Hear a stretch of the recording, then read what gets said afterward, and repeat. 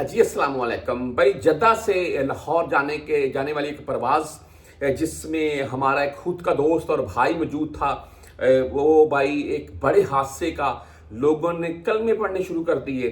Safety jacket निकाल ली गई, emergency landing. मामला क्या बना तफसील 2 दिन हो गए हैं उसको बेचारे को। मैं आपको मुकम्मल इस सूरत से आगाह कर रहा हूँ। मैं यहाँ पर जितने भाई हैं जानते हैं इस वक्त मलिक खालिद रियाज एयरपोर्ट के ऊपर वहाँ पर तकरीबन 200 प्लस में फ्लाइट्स जो उनका शेड्यूल चेंज हो चुका है, लोग तखीर का शिकार है। लेकिन ये जो हमारे भाई सफ़र करते हैं ये जद्दा से करते हैं, टिकट लेते हैं, रिटर्न आने और जाने की जद्दा में पहुंचते हैं। सुबह 9 बजे तकरीबन 9:50 इसी कराउंड में उनकी फ्लाइट थी और उनको पता चलता है कि फ्लाइट डिले हो चुकी है एक से फिर 4:50 के पर। और 4:50 पर वो फ्लाइट चलती है इन तमाम मुसाफिरों को लेकर पाकिस्तान लाहौर एयरपोर्ट के लिए।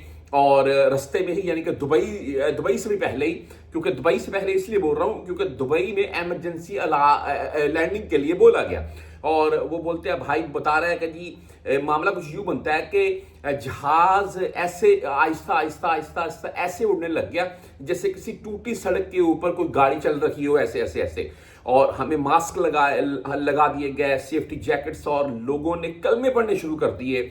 एमरजेंसी लैंडिंग, इंजन में कोई मुश्किल आ चुकी थी, इंजन फेल हो चुका था या इंजन में कोई बड़ी प्रॉब्लम आ चुकी थी, एमरजेंसी लैंडिंग हो रही थी दुबई में।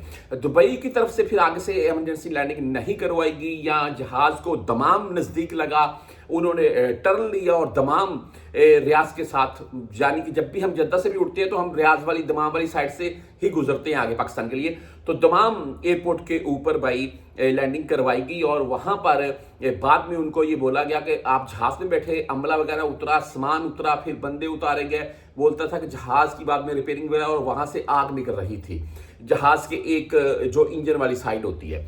अच्छा जी, बात यह है कि वो तमाम एयरपोर्ट के ऊपर बैठते हैं और उनको बोला जाता है कि आपकी सुबह 9 बजे की फ्लाइट होगी, 9 बजे से 1 बजे की, 1 बजे से शाम 5 बजे की, 5 बजे से शाम 7 बजे की, फिर 9 बजे की रात।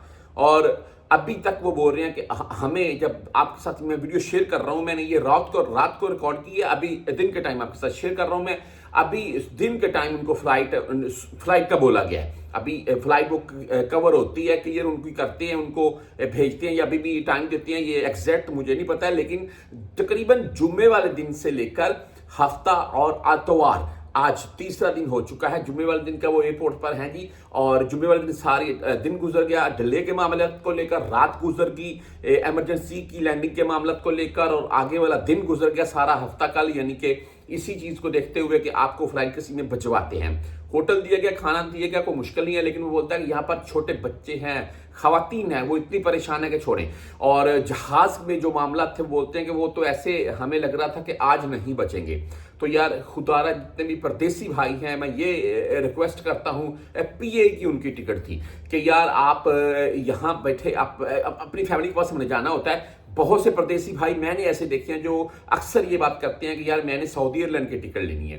तो देखें, मैं ये बात हरगज नहीं बोलता कि हमारी पाकिस्तानी इंटरनेशनल एयरलाइन जो वो बिल्कुल वीक है, नहीं, ऐसी बात नहीं है। लेकिन इसके ऊपर यार पाकिस्तानी गवर्नमेंट को सोचना चाहिए। जो यहाँ पर ये 100, 150, 200 बंदा ये जो यहाँ पर खवार हुआ है, ये अभी इनके दिल से क्या दुआएं निकलती होंगी आपके लिए।